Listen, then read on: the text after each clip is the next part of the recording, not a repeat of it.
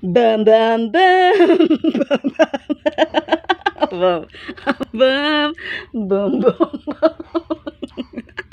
Natatawa talaga ako. Alam niyo po, dahil madalas ko naman po maibahagi sa Madam UK ang aking pagtatahi. Ngayon, meron pa po akong natatanging, katipiran, kakoriputan, at lahat-lahat ng practicality ay hahatid ko sa inyo.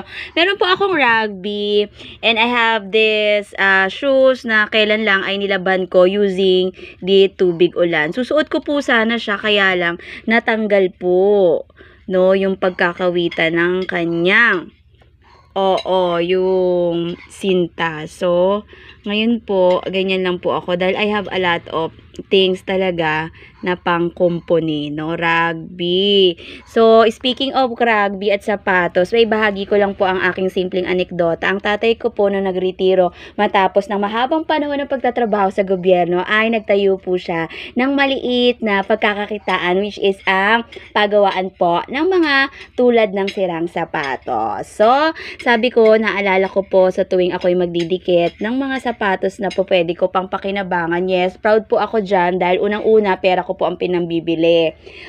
Basta hanggang pwede pang gamitin, baka sinasabi hindi na lang ibigay. Ayoko nga ng maarte, diba? Ngayon sa panahon ngayon, kapag maarte, ay talaga, instead na makatanggap ka ng mga negatibo sa mga maaarting pagbibigyan mo, ay nako, ay di pudpudin mo na lang. Going back po ay, sabi ko nga, naalala ko ang aking tatay na 10 taon na, magsa-10 taon na po siya, no, nalisanin ang kalupaan, no. Lagi ko pong naalala ang aking tatay. Ang legasiya po ng aking tatay ay tungkol sa kasipagan. Yes, nagtayo po siya ng ganyan.